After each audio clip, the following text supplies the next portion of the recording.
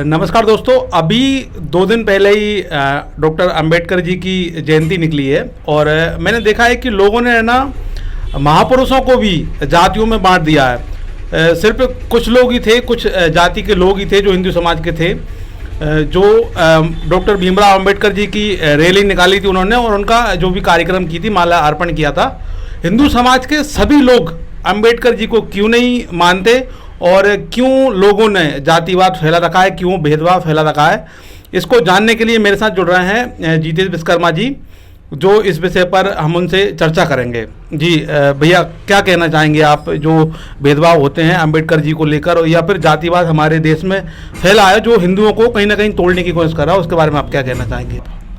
मेरा ये मानना है कि भारत में रहने वाले सभी भारतीय संविधान को मानते हैं और उसके अकॉर्डिंग ही चल रहे हैं। जी बिल्कुल। और हम सभी जानते हैं भारत का संविधान डॉक्टर भीमराव अंबेडकर जी ने लिखा है।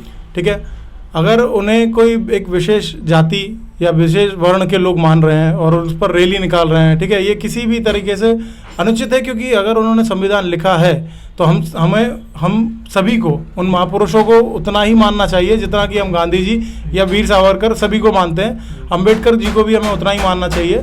और बाकी के ये जो लोग हैं, ठीक है, जो खुद को किसी एक विशेष जाति या समुदाय का बताते हैं, ठीक है, ये लोग चाहते ना चाहते अपनी राजनीति की रोटियां सेकते हैं, लोगों को बांटते हैं, तोड़ते हैं, और हम सभी को इसका विरोध करना चाहिए। हम सभी लोगों ने, मैं जितने भी हमारे दोस्त थे, ठीक है, हम सभी मित्रों ने, हम सभी भाइयों ने बराबर कल अंबेडकर जी की जयंती मनाई। ठीक है, और हम सभी उनका सम्मान करते हैं, हम सारे महापुरुषों को सम्मान करते हैं और हमारे लिए सारे हिंदू भाई एक हैं। तो मैंने कहीं ना कहीं ये भी देखा था कि जो रैली उस समय निकल रही थी और कार्यक्रम हो रहा था, तो कई लोगों के मुंह से सुनने में आया कि भाई ये लोग ये भीम वाले आ गए हैं, या फिर हरी झंडी वाले, जो नीला झंडा उनका रहता है, वो उस तरीके से उन पर कमेंटें करते हैं। तो उसको लेकर आप क्या कहना चाहेंगे? देखिए, मैं आपको शुरुआत से थोड़ा कुछ बताना चाहता हूँ कि भारतवर्ष, ठीक है, हम सभी सनातन को मानते हैं। तो सनातन धर्म में कोई भी एक विशेष वर्ण नहीं है, और जो वर्णों के आधार पर जो लोगों को बांटा गया था, वो 4 वर्ण मुख्यतः सभी को पता है। ठीक है, ब्राह्मण थे, क्षत्रिय थे, वैश्य थे, शूद्र थे।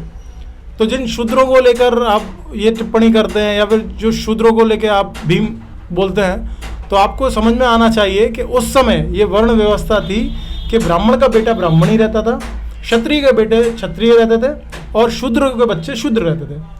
वो उस कंडीशन में होता था कि जब ब्राह्मण के बच्चे वेद पाठ करते थे तब उनको ब्राह्मण माना जाता। नहीं, ये जो छुआछूत का जो मामला देखने को मिलते हैं, वो क्या पहले से ये रहे हैं कि अभी ये लोगों ने लाकर ऐसी स्थिति पैदा कर दी है, ये भेदभाव वाली स्थिति आजकल जो देश में चलती है? मैं जहाँ तक पढ़ पाया हूँ और जहाँ तक समझ पाया हूँ हिस्ट्री को, मध्यकालीन भारत में ये चीज़ बहुत ज़्यादा चली, क्योंकि उस समय तक मुगल और उस समय तक अंग्रेज आ चुके थे। उस समय में वो हमको कैसे बांटते, उन्होंने बहुत ज़्यादा बांटा है। उसके पहले अगर मैं देख पाता हूँ तो कभी भी इस प्रकार का डिस्क्रिमिनेशन नहीं हुआ है। और अब चूंकि 70 वर्ष निकल गए हैं, अब कोई ऐसी वर्ण व्यवस्था नहीं है।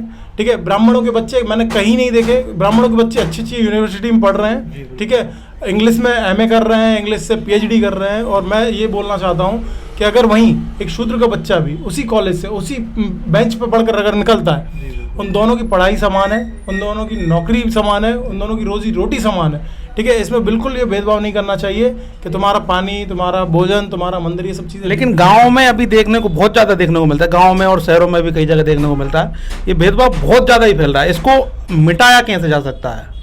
देखिए, जागरूकता एक दिन में ना तब आई थी ना आ जाएगी। ठीक है, बहुत सारे महापुरुष ने जन्म लिया है भारत में, जिन्होंने ये रूढ़िवादिता, ठीक है, और कुरीतियों के लिए बहुत चीज़ें कही और उन्होंने काफ़ी सफल प्रयास किए। लेकिन भारत में लगभग 70% लोग आज भी गाँवों में रहते हैं और उनको जानने से ज़्यादा मान्यताओं पे चलते हैं। और जब तक ये मान्यताएं तोड़ी नहीं जाएंगी, हम लोग खुद पढ़ लिख कर सजग नहीं हो जाते, ठीक है, तब तक हम बटते रहेंगे और बस यूं ही एक दूसरे को।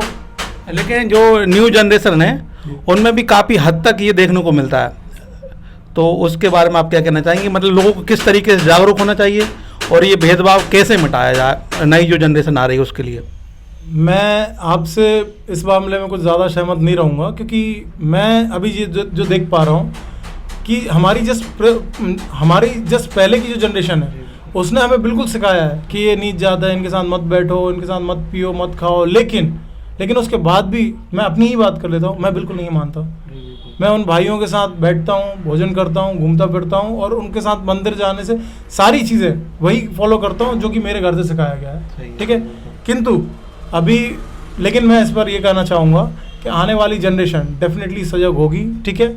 और बस ये जो आरक्षण एक मुद्दा है जिस कारण आपको वापस से बांट दिया जाता है कि देखो इन लोगों को आरक्षण मिल रहा है, ठीक है, ये इसका मैं यही बोलूँगा कि मैं भी यही चाहता हूँ कि आर्थिक आधार पर हो जाए, ठीक है, क्योंकि जो लोग ऑलरेडी लेकिन अभी कहीं ना कहीं वो मेरे हिसाब से जो लगता है कि कहीं ना कहीं वो सही है, क्योंकि जब तक ये भेदभाव ख़त्म नहीं हो जाता, ये जो समाज में जो छुआछूत के मामले देखने को मिलते हैं वो कहीं ख़त्म नहीं हो जाते, इसके बाद ये ख़त्म हो जाएंगे, इसके बाद अगर आरक्षण ख़त्म होता है तो वो ज़्यादा बेटर रहेगा।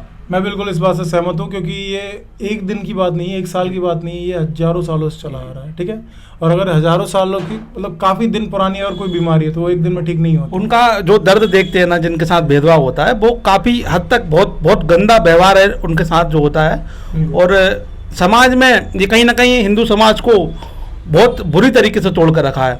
हमने देखा है कि कई जगह धर्म परिवर्तन के मामले भी बहुत आए हैं, जो कि दलित समुदाय कह लो या फिर भी जो भी समाजें रहती हैं, वो धर्म परिवर्तन के लोग हैं ना, ईसाई समाज के समुदाय के लोग, कई सारे लोग हैं ना, उनको कन्वर्ट कर देते हैं लालच देकर। तो ये भी बहुत ज़्यादा गलत है। तो कहीं ना कहीं इसमें भी बहुत सुधार की ज़रूरत है, जो भेदभाव मिटने के बाद ख़त्म होगी। बिल्कुल, मैं आखिर में आपसे यही बोलना चाहूँगा कि अगर हम सबको एकजुट होना है तो हम लोगों को वर्ण व्यवस्था से लेकर जितना भी ये जातिवाद है, इसे हम ही लोगों को काटना होगा। हम सबको ही, हम कितना भी बोलें एकता एकता एकता एकता, लेकिन कहीं ना कहीं हमारा एक नज़रिया उन लोगों को देखने का बिल्कुल अलग है, जो कि सही नहीं है। आरक्षण उसी दिन तक रहना चाहिए जब तक कि आप उनको समान अवसर और आप उनको समता के भाव से नहीं देख सकते। उन्होंने बहुत सहा है, लिटरली उन्होंने बहुत सहा है, ठीक है।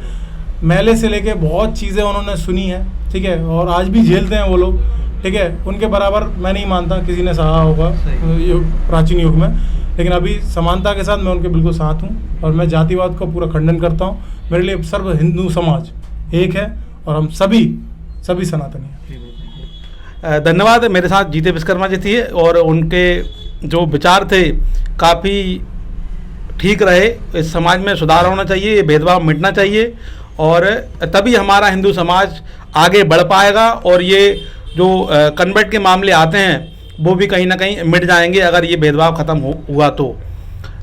मैं भूपेंद्र कुशवाहा, बातचीत बाजार के साथ। धन्यवाद।